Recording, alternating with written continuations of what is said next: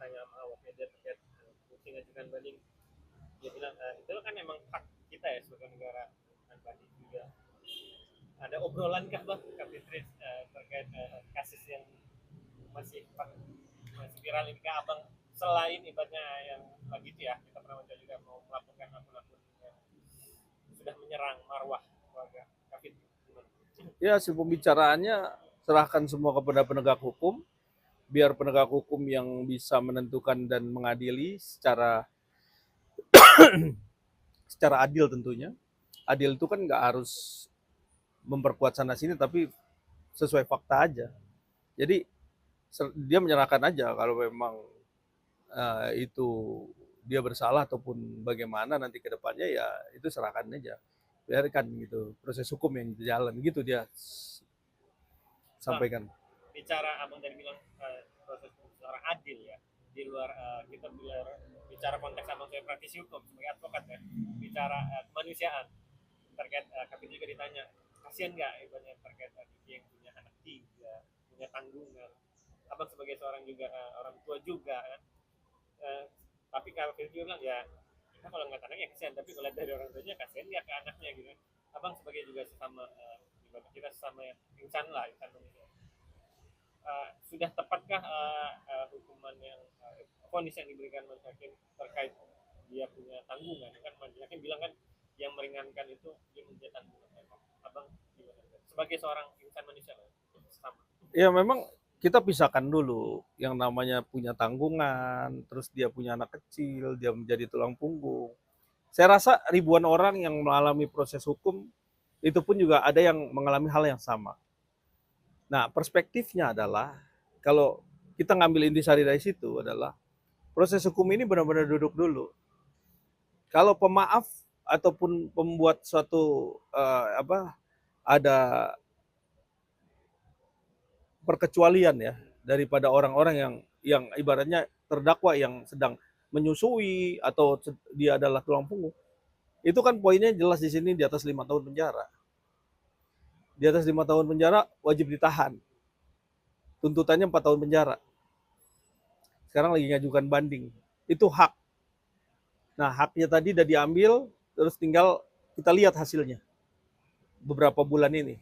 Setelah jadi dan ada putusan, tentunya itulah yang kita ambil, mempunyai kekuatan hukum. Tetap setelah proses banding ini. Nah, tinggal banding ini kita melihat bandingnya. Apakah banding ini mempunyai kekuatan power yang cukup bagus, power kebenaran ya tentunya, bukan power atensi, bukan power orang-orang yang membackup ya kan, nggak ada di situ kan harusnya kan. Dan kalaupun ada pasti ketahuan gitu kan, pasti ketahuan. Tapi saya rasa sih ini kasus viral dan ditonton oleh banyak orang, apalagi juga banyak penasihat hukum yang menonton ini. Saya rasa kita lagi berandai-andai nih, kalau kasus ini ada yang sama, terus faktor perjadiannya seperti ini dan bagaimana, ini kan menjadi contoh.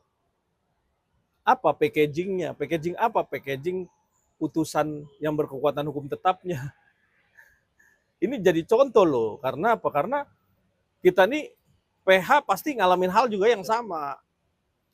Nah, kalau memang itu menjadi satu kekuatan hukum tetap yang akhirnya sampai juga peristiwanya sama, ini kita juga bisa pegang ini. Tandanya besok saya pegang klien kita bisa dong. Kan gitu, poinnya kan sama. Oh, modelnya begini, begini, begini. Kan kita lihat peristiwanya. Peristiwanya sama, bentuknya sama. Tentu ini menjadi kekuatan. Kekuatan pola yang sudah dibentuk nanti untuk kedepannya. Karena ini penting sekali. Karena majelis hakim juga pasti menilainya segala sesuatunya tuh berhati-hati. Arti berhati-hati itu sangat amat ada tingkat risikonya. Ya. Kenapa? Kenapa? Karena ini menyangkut hak dan keadilan. Kalau hak dan keadilan itu hak, semua orang punya hak, tapi keadilannya juga sama-sama tidak berimbang, hakim dinilai salah. Majelis hakim itu kan harus netral. Faktanya juga harus dibentuk itu orang ini menjadi punishment sesuatu kasus dan dia punya tingkat resiko adalah penahanan, itu juga nggak main-main. Karena apa? Karena menyangkut HAM, hak asasi manusia. Kenapa ditahan? Tahan badan, ya kan? Perbuatan yang dilakukan sehingga melakukan itu. Kadang-kadang harus paham juga itu karena oh ditahan nih sekian lama. Kalau kita lihat kasihan memang. NM kan punya anak, dia kan sebagai tulang punggung keluarga, banyak karyawan-karyawan yang harus dinafkahi kan. Tapi balik lagi, hal-hal seperti ini patut nggak menjadi hal-hal yang benar gitu loh. Maksudnya itu yang kita harus runtut dari awal. Karena kalau dilihat hal tersebut memang ini yang harus paling penting. Right. Terkait Ya kalau di medsos-medsos ya kita ngelihat ya biasalah itu interaksi lah. Ada yang mau ngelaporin lah, inilah itulah, ada yang bagian kompornya kan. Tapi balik lagi saya nggak maksudnya ngobrol nggak ke arah situ, cuman saya pikir kalau yang namanya kita melaporkan tuh suatu hal yang wajar aja sih, namanya hak semua orang lapor gitu kan.